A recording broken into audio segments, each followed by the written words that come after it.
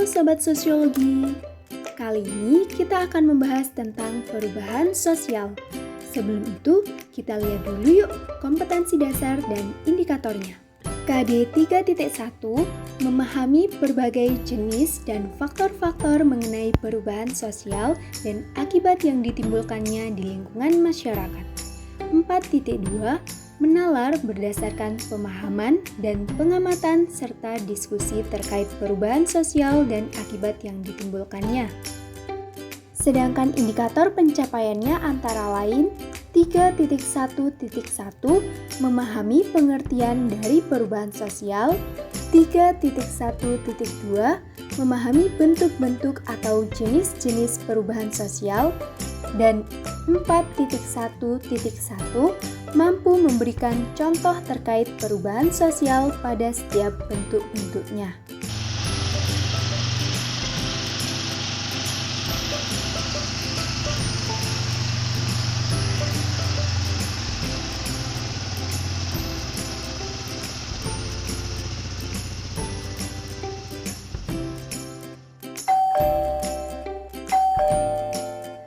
Jeng. Setelah berhari-hari aku nunggu, akhirnya datang juga nih suratnya.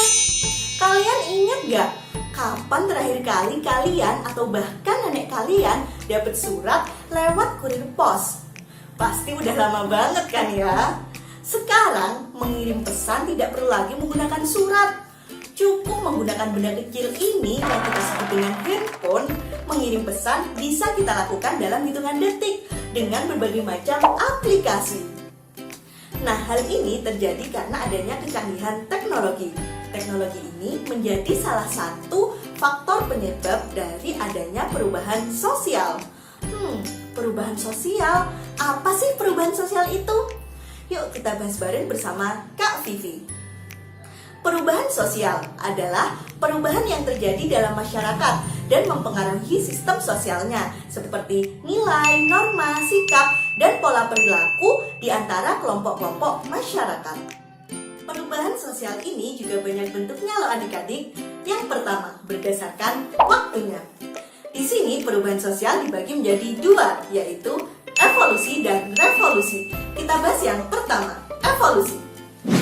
Evolusi adalah perubahan sosial yang terjadi secara lambat sehingga membutuhkan waktu yang cukup lama.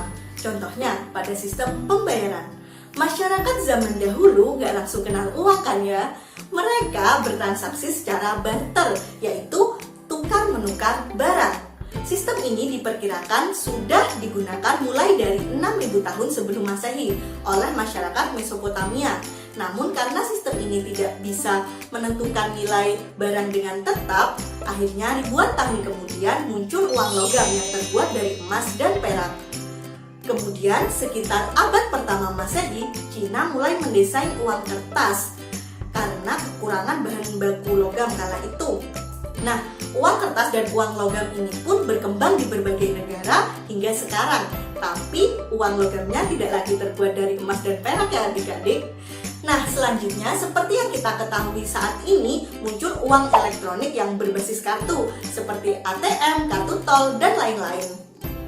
Dan juga uang elektronik berbasis server di mana penggunanya bisa bertransaksi cukup dengan SMS atau dengan aplikasi lainnya dengan sangat mudah.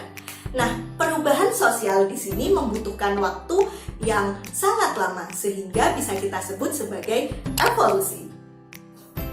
Oke, selanjutnya kita beralih ke revolusi. Revolusi adalah perubahan sosial yang berlangsung relatif cepat dan biasanya berkaitan dengan pokok-pokok kehidupan masyarakat. Contohnya, revolusi Perancis. Revolusi ini berlangsung kurang lebih selama 10 tahun, mulai dari 1789.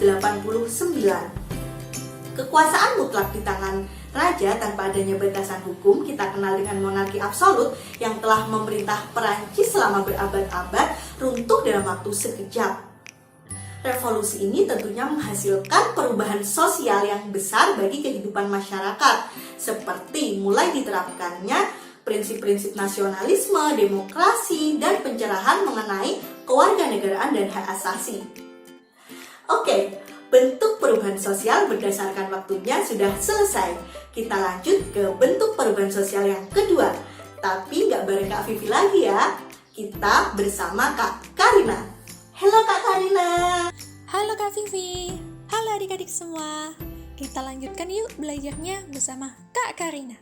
Bentuk perubahan sosial yang kedua berdasarkan pengaruhnya.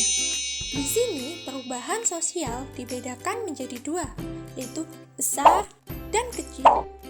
Perubahan besar adalah perubahan yang memberikan dampak besar, luas, dan signifikan terhadap kehidupan masyarakat secara keseluruhan. Contohnya, perkembangan teknologi yang turut mengubah cara masyarakat dalam mengirimkan uang. Pada zaman dahulu, saat masyarakat ingin mengirimkan uang ke saudara atau ke siapapun, mereka harus jauh-jauh pergi ke kantor pos. Namun sekarang, dengan perkembangannya teknologi yang telah meluas dalam kehidupan, masyarakat dapat mengirimkan uang cukup di rumah melalui handphone. Terlihat sekali kan perubahannya? Selanjutnya, perubahan kecil adalah perubahan sosial budaya yang terjadi dalam kehidupan masyarakat, namun hanya dirasakan beberapa kelompok saja atau pengaruhnya tidak signifikan. Contohnya, perubahan terkait gaya fashion.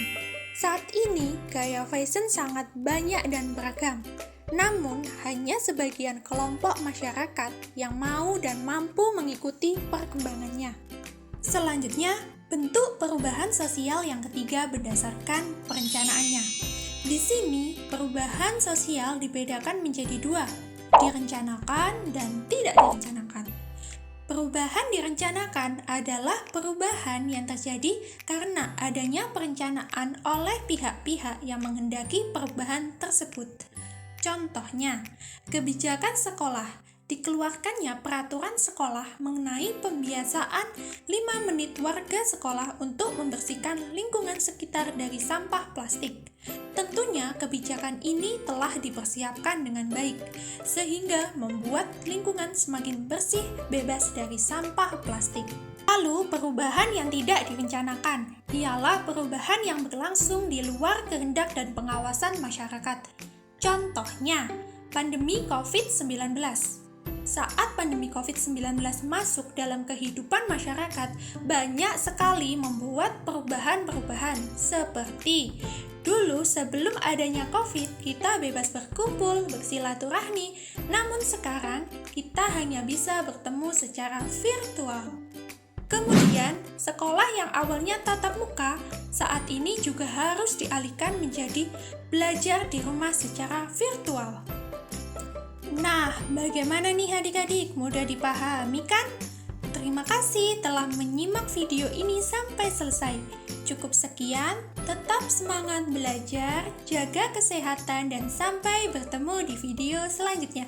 Bye-bye!